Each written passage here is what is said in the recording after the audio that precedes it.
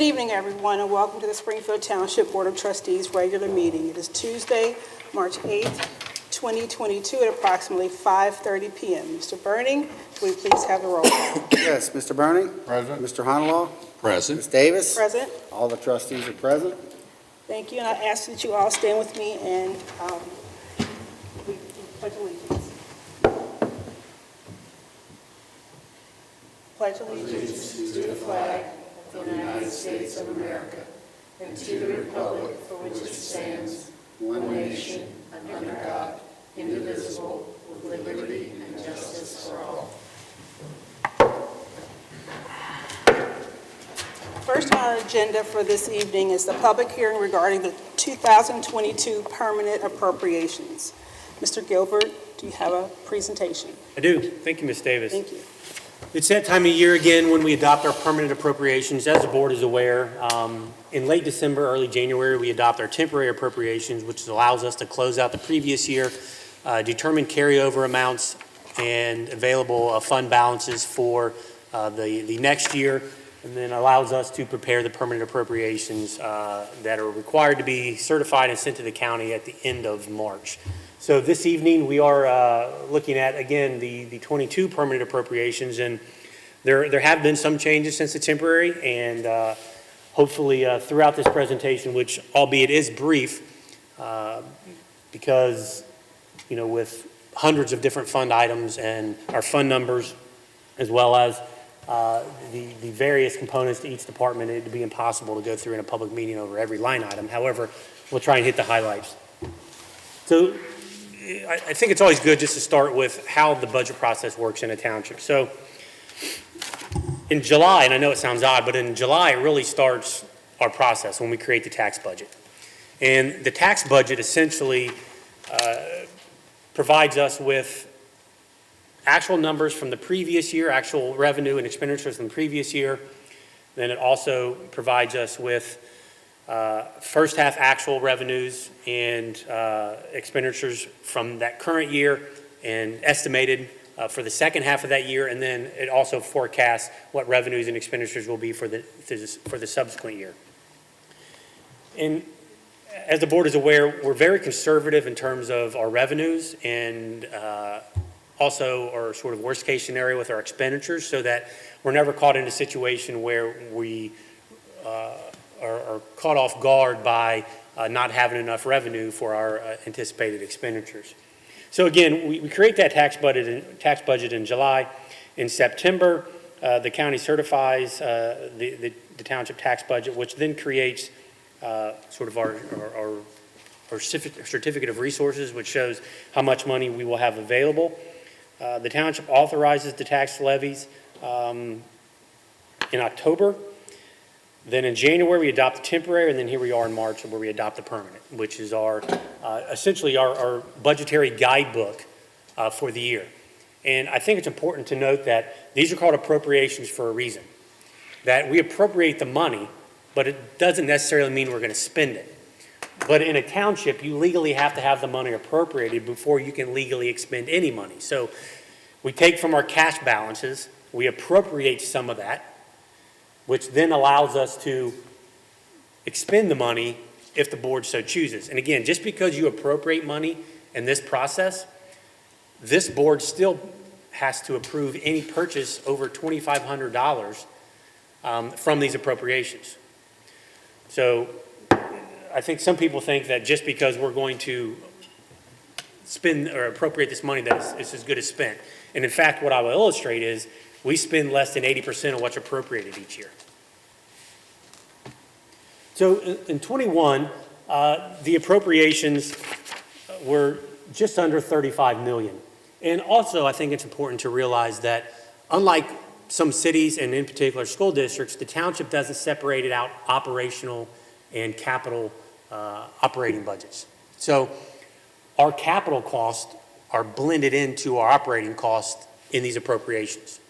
And if we receive a grant, it shows up as an expenditure and not as an appropriation. So it takes quite a bit of digging to figure out exactly what is actual tax dollars in terms of local tax dollars and what may be federal funding or state funding from a grant perspective. So, and sometimes when the budget goes up, it's not necessarily a bad thing.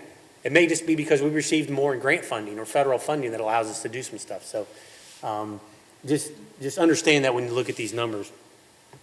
And then again in 22, we're looking at about a 10.4% increase. And again, as I just indicated, $8.1 million of the almost $38 million that's appropriated this year is either grants or federal funding. So over $3 million of that, 8.1, is directly from the federal government in the local fiscal recovery funds or the American Rescue Plan Act. So again, yes, budget went up 10%. That's because we received more outside money that we have to show as an appropriation. Looking at it by department, just under $3.8 million for general government, which includes community arts, code enforcement, events, communications, and debt service on some obligations that we have, general obligations. Fire EMS is just about a little under $9 million, and 200,000 of that is appropriated this year strictly for overtime. I think, Chief will attest that we're having a very difficult time recruiting and retaining part-time paramedic firefighters, which as a result, in order to fill those shifts to meet the service demand, we're having to impose mandatory overtime on our full-time staff, which in a normal year, we spend between $30,000 to $50,000 in overtime. In the last 2 years, we've seen that increase 4 to 5 times that amount, mainly because just the availability of our part-time staff isn't there. The idea that we're going to go out and have 50, 60 part-timers that are going to fill those shifts for us just isn't happening right now, because a lot of departments are hiring full-time, so they're being hired away from us. And at the same time, there's not as many people going through the academies that want to do that job. So we're in sort of a low point right now in terms of staffing availability for part-time fire paramedics, but again, paying the overtime is still cheaper than hiring full-time to fill those shifts. So we're continuing to do that and look for innovative ways to recruit part-timers, but it is definitely a struggle at this point in time. Looking at police, just a little over $10 million. One of the major expenditures outside of normal operating costs and salaries is we are replacing 5 police cruisers this year, one of which I'm happy to report that we're going to attempt to see how a hybrid vehicle will work. And I think obviously all of us can attest that gas prices right now are a little out of control. So we're going to see how a hybrid vehicle will work as a police cruiser. They obviously, they spend 100 to 150 miles a shift out on the road. So we're hoping that it will work, but we want to buy one this time just to test it out. And if it does, and we have good results with it, we'll continue to backfill the fleet with non-gasoline powered vehicles and see how it works out. But in the infrastructure department, in terms of public works, which is just a little under $7 million, $3.2 million of that is in infrastructure from township funding. But what you'll see is we're spending over $6 million this year in infrastructure improvements. Just about half of that is coming from township funding, because the other half is part of those grants that I talked about just a second ago. So that is good news, and this is the most we've ever spent in any one year on infrastructure, which for those of us that don't speak public works, that's roads. So roads, sewers, sidewalks, things of that nature, mostly road restoration and pavement preservation projects. So we are definitely making headway as it relates to infrastructure, and we'll talk about that here just a little later in the presentation, exactly what that looks like.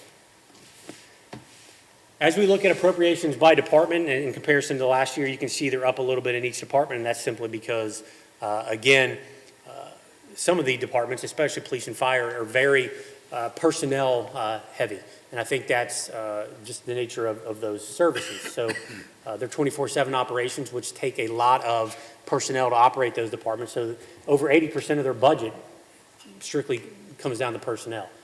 And as a result, those salary and benefit packages increase every year, just in every sector.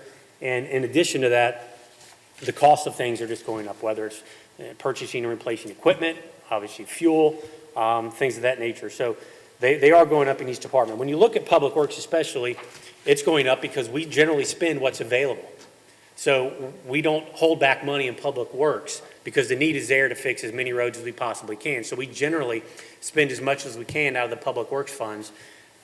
So if the money's there and the revenue is available, we're going to take advantage of that and spend it where it needs to go, which is on the roads.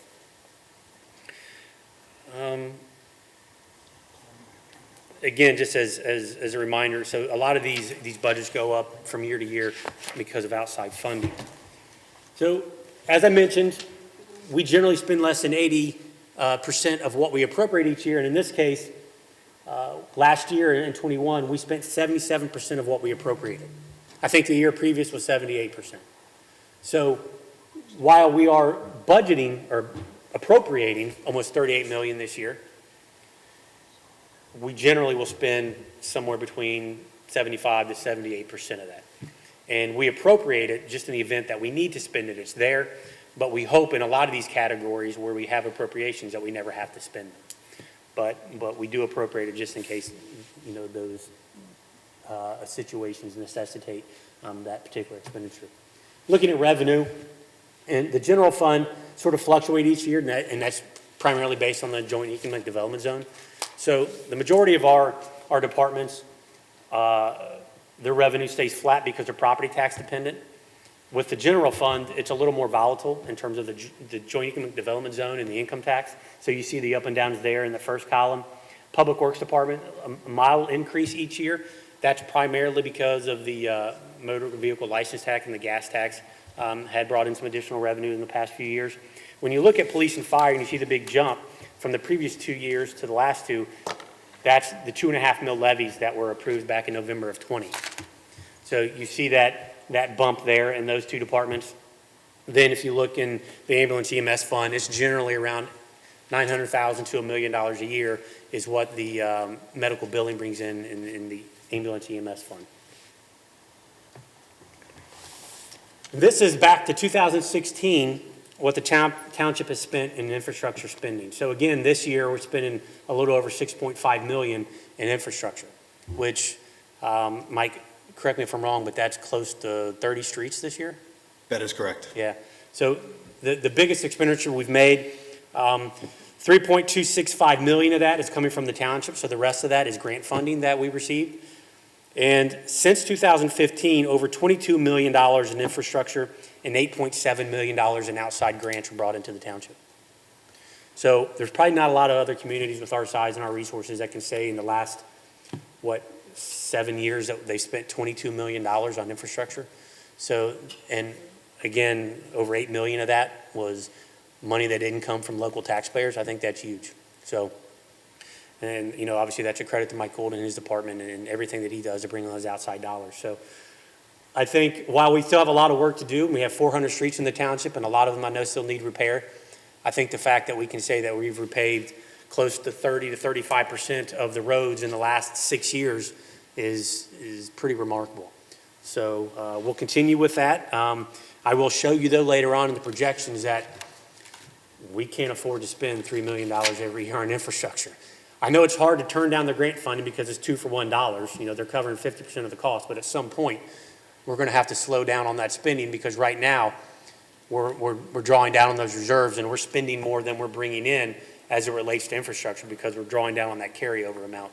And while that's good and we're getting those outside dollars, at some point we're going to have to either figure out a way to raise additional revenue for infrastructure or we're going to have to slow down on our progress. And I hate to say that, but that's just the nature of the numbers. And we'll continue to look for those outside funding sources. But I think for the next few years, we may start looking at pavement preservation projects as opposed to complete rehabilitations of roads, and then maybe in a few years pick that back up again as we can build that reserve back up. Speaking of those fund projections, as you can see here, the line in green is available revenue. The line in purple is projected expenditures. So that isn't necessarily yearly revenue that you see in green. It's just available revenue. So you see that sharp decline. That's because you're starting to draw down on your carryover or your savings, if you will.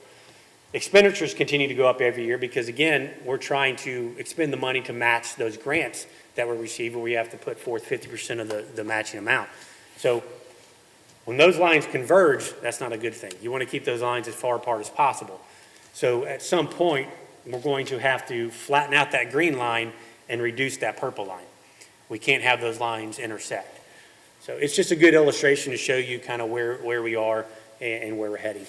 Again, in police, with the passage of the 2.5 mills back in November of 20, they're looking pretty good for the next 4 or 5 years. And as I said, and remember, these expenditures are showing a worst case scenario, and the available revenue numbers are showing a very conservative number. So my expectation is that we do a little better each year in terms of available revenue because we're not spending as much as we appropriate, and we do a little better because we're not expending.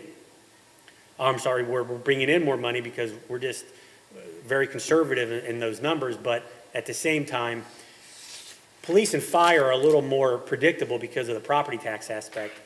But again, I think that blue line will continue to flatten out because we're going to spend less than what we're projecting out to 25 and 26. So hopefully we can get as many years as we did in the previous levy out of police and fire, which was 10, 11 years.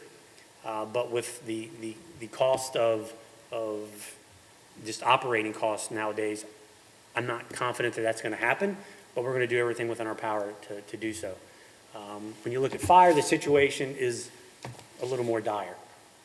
And again, that's mainly because of just the staffing issues that we're experiencing in fire. And then at the same time, you know, they're drawing down on their reserves as well in order to meet that demand. So what this really illustrates here in the fire department, as the board is well aware, is back in 2011, outside of the 2.5 mills that was passed back in November of 20, in 2011, the community passed a 1 mill levy, which generated $500,000 a year. It was renewed again in 2016 because it's a 5-year levy that sunsets again every 5 years. So that ends at the end of this year, which means that if it isn't renewed at the end of this year, the fire department's going to lose $500,000 a year in revenue starting next year, which is why you see that drop in that green line, that sharp drop. I can't underestimate or overestimate or emphasize how important that $500,000 is going to be in order to keep the fire department solvent. So while at the time I wish it wasn't a levy that had to be renewed every 5 years, I think it could potentially be a good thing because the public can see that we are using it and we are maintaining the service that we promised that we would. But at the same time, that was $500,000 that it generated back in 2011, and it still generates $500,000 today, which means that that revenue isn't keeping pace with inflationary costs of operating that department. And again, I think if the levy is placed again on the ballot this November to renew that 1 mill, which undoubtedly I think we have to do just based on what the financial situation looks like, I think it's important to note to the residents that it doesn't increase taxes. It keeps them exactly where they are today. It just maintains that revenue that the fire department has been receiving since 2011. I think arguably you could say that the department needs more than that. But at this time, I think it's probably wise that we look just to renew it at the end of this year and see how far we can stretch both the levy that was passed in November 20 as well as this levy that should be renewed or hopefully will be renewed at the end of this year. So again, when you look at future budgetary considerations, things that stick out are obviously the sustainability of the fire department funds and the service levels that we're providing. We run 4 paramedic squads 24/7. And I think at some point we're going to have a serious conversation with the public and say, is that the level of service that we have to provide? And if so, we're going to have to be very honest with what that service costs.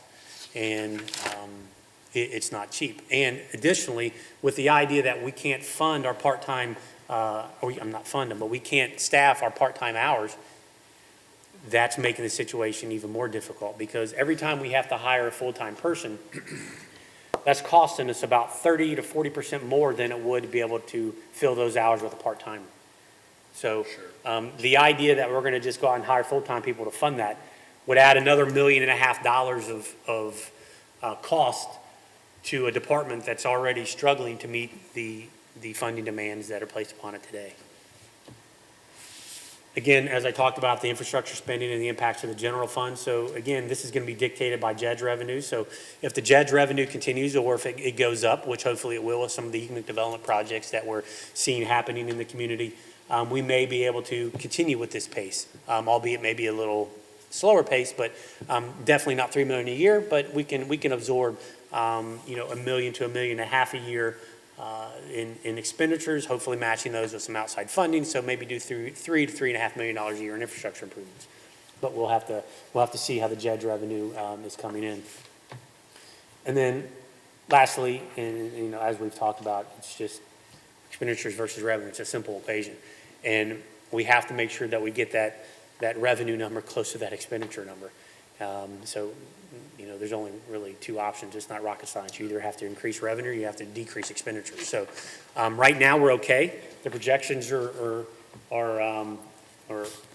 looking pretty good. Again, assuming that the fire department can pass and renew that $1 million levy this November.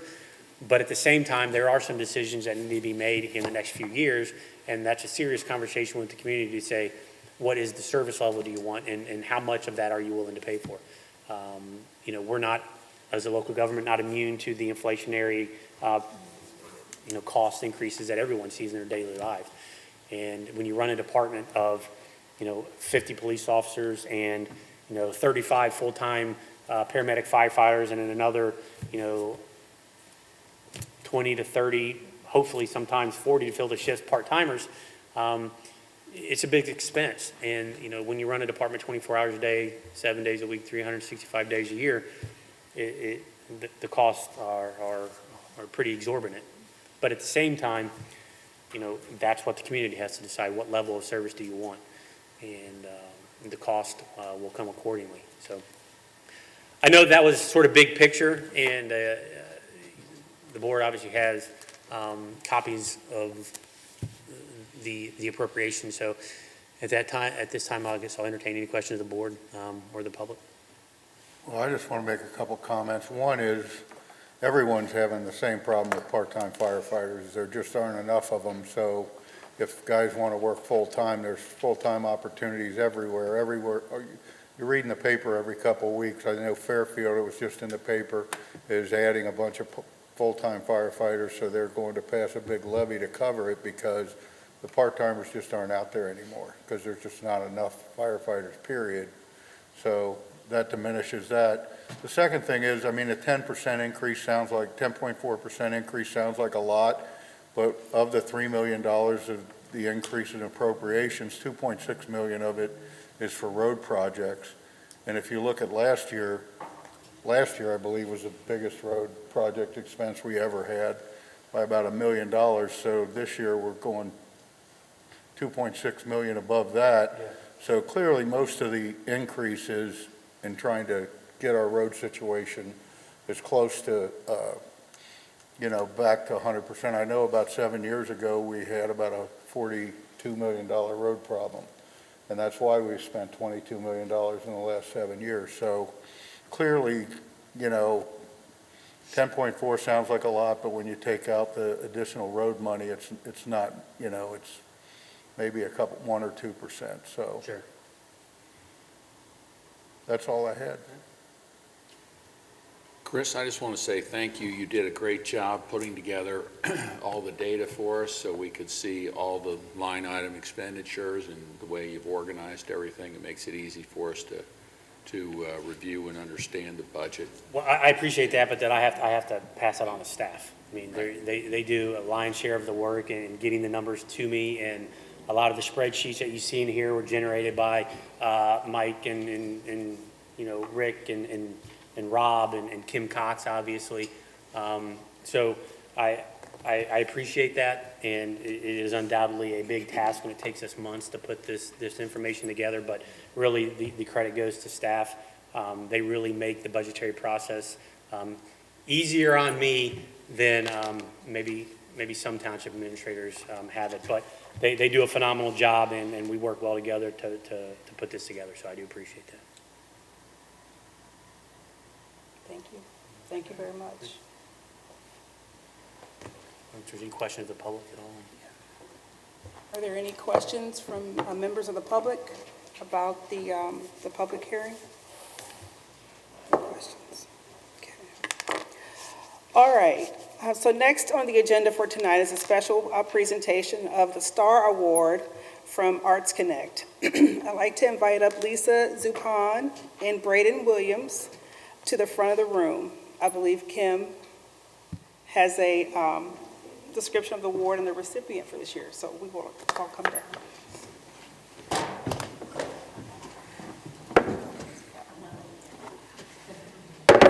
This is a surprise to Braeden. Braeden does not know this. He does not know about this. Mom wanted to keep it a surprise. So every year, Arts Connect awards a Star Award to a very deserving child who embodies the spirit of creativity, respect, communication, kindness, teamwork, and sharing with others who may be different than themselves. Through a generous donation of a private donor, the child of the Star Award receives a full scholarship to the Arts Connect Summer Camp for the following year. Tonight, we are awarding the 2022 Star Scholarship to Braeden Williams. Braeden attended multiple summer camps last year, and he exhibited respect, compassion, and kindness to his fellow students and camp staff. Braeden was often seen helping students with their projects, and he made sure that everyone was included, and he would socialize with anyone who was alone during the break time. Braeden's creativity was shown in everything he did. He was enthusiastic about all projects, but especially when he invented a unique toy car made of recycled materials. He was so excited about his creation and then touched us all by insisting that we donate it to children in Africa that he had learned about in camp. This showed real compassion to give up something he loved and was so proud of. Braeden embodies the qualities of what a star student should be. Tonight we congratulate Braeden Williams.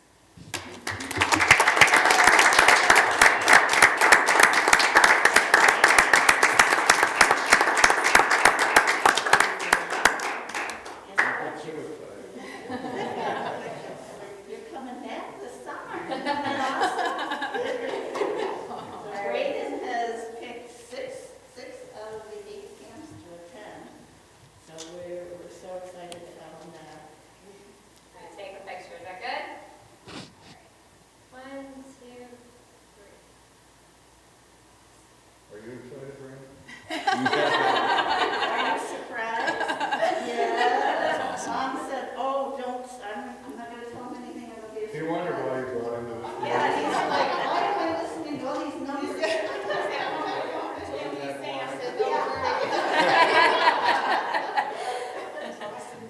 Good job.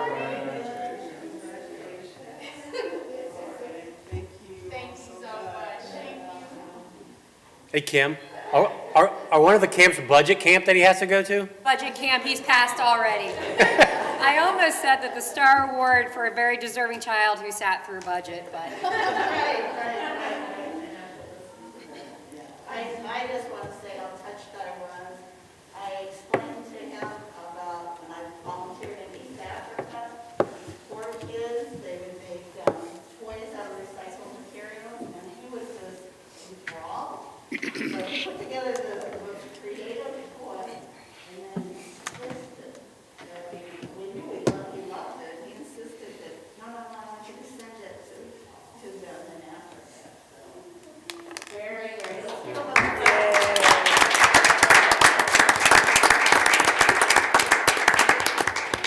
Mom, you should be very proud of your son. Yeah. I want you all to know because something good for kids to see other, let people hear beside your parents to say something that you do really make a difference in what you do. So he definitely has a really kind heart, so it's very just right up and down. I appreciate it so much. Wonderful. Congratulations again, Braeden. Congratulations. Thank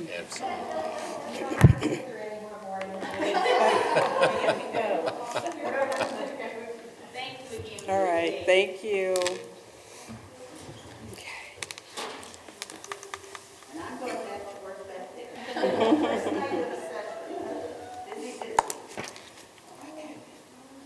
Next on our agenda, we have approval of minutes. We have minutes for approval from the regular meeting on February 8th, 2022, the regular work session on February 17th, 2022, and 2 special meetings. The first special meeting was held on January 19th, 2022 regarding Zoning Commission Case ZC 2021-005 in reference 8444 Winton Road, and the second special meeting was in regards to a bid opening that was held on February 22nd, 2022 for the 2022 Road Improvement Program. Do I have a motion? So moved. Seconded. All those in favor? Aye. Motion carries. Mr. Burning, may we please have the financial report? Yes, Ms. Davis. For the month ending February 28th, 2022, the township expenditures were $1,707,883.64, and the receipts were $949,156.52. That gives us a ending cash balance of $22,672,263.08, including obligations to expenditures, payroll, regular operating costs, ongoing capital improvement projects, and investment. And what I request is a motion to approve the receipts, warrants, payroll expenditures, update and current revenue reports for the period ending February 28th, 2022. So moved. Seconded. All those in favor? Aye. Motion carries. And I just want everyone to know that our financial reports are available for viewing here at the Township during regular business hours or on our website 24/7. Thank you, Ms. Davis. Thank you, Mr. Burning. Mr. Gilbert, would you please give us your report on departmental action and discussion items? I will. Thank you, Ms. Davis. I have 2 action items this evening. Both are additions to the approved caterer list for the Grove Banquet Hall. The first would be to One More Bite LLC at 1719 Elm Street, Cincinnati, Ohio, 45202.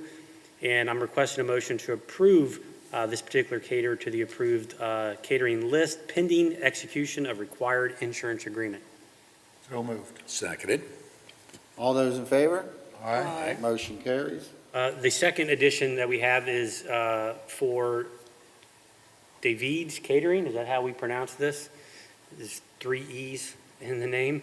7896 Camargo Road. And this particular approval also will be pending revision of an insurance certificate. So moved. Seconded. All those in favor? Aye. Aye. And personnel update this month. As we talked about during the budget session, I think this will give you an idea of the issues that we're experiencing in the fire department. We have the resignation of Jeff Morse, part-time paramedic firefighter, the resignation of Derek Greenlee, part-time paramedic firefighter, the resignation of Bradley Eberhardt, part-time EMT firefighter, and the resignation of Elena Cosolina, part-time medic only, and then the resignation of Madeline Sequina, full-time paramedic firefighter. She will come back as part-time, but could no longer maintain hours as a full-timer. You can see there, all of these individuals have left because they received full-time offers elsewhere. So it's getting harder and harder for us not only to recruit part-time staff, but to keep them here because they're being hired away in full-time jobs. Congratulations to them, but it's leaving pretty big holes in our staffing in the fire department as a result. But we did have the new hire of Sam Kemper, a full-time paramedic firefighter. He was one of our 1820, so we did gain probably about 300 hours, but at the same time, we're slowly, trying to bring people on. And Sam took the place of Madeline, who stepped down as part-time, so he moved up to that full-time slot. In the police department, we had the new hire of Nathan Fornash, and we had the new hire of Patrick Meyer to fill vacancies in our road patrol within the police department. In the public works department, we did have the promotions of Justin Anderson to senior laborer and the promotion of Kevin Jump to senior laborer as well. That concludes the staff report for personnel, and I'll turn it over to Kim for community events and programs. Thank you. Next Saturday, March 19th, is our annual Mom Prom event. And then we have a dinner theater program called Rock Tales on April the 9th. And And then on May 21st, we have an artisan fair with 48 outdoor exhibitors. Arson fair? It's an artisan fair, yeah. Artisan. Artisan. Arson, That'll be like. back here. Yeah. Artisan, yes, Okay. Back on the in field right here. field. Okay. Arson, that. Okay.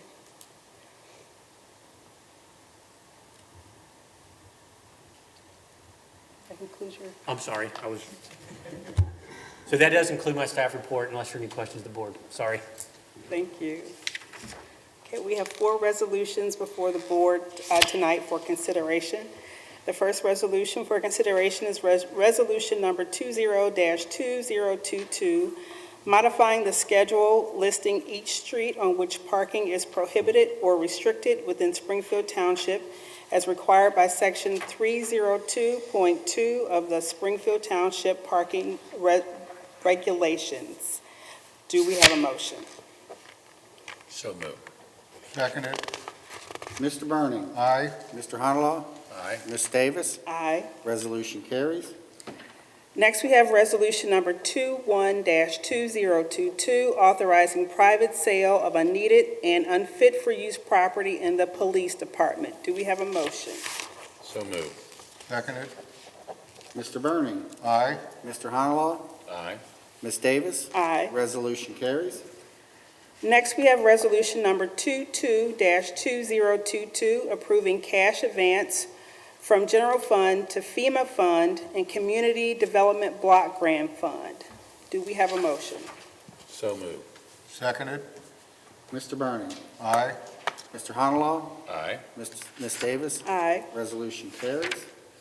Next, we have resolution number 23-2022, declaring nuisances pursuant to Ohio Revised Code Section 505.87 at various listed properties within Springfield Township and authorizing statutory actions necessary to abate the nuisances. Do we have a motion?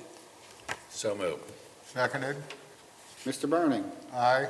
Mr. Honalaw. Aye. Ms. Davis. Aye. Resolution carries.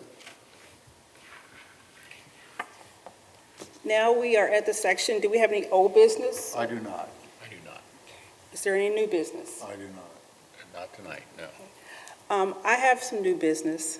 I just want to recognize and honor, today is International Women's Day. And although, I love my male colleagues on the board, and I appreciate all the hard work of our male staff, I want to recognize and acknowledge all of the hard work of our female employees here with the township. You all do a tremendous job every day, and so today I honor you in observance of International Women's Day. Thank you. We've now come to the part of our agenda for citizens' participation. Is there anyone in attendance in the audience that would like to address the board? If so, I would ask you to please come forward to the podium, state your name and address for the record. No. Everyone's looking at you. Yeah. Go ahead. Okay. So is there any other business before the board this evening? If there's no other business, I would like to have a motion to adjourn. So moved. Seconded. All those in favor? Aye. Meeting's adjourned. Meeting's adjourned. Thank you all for coming.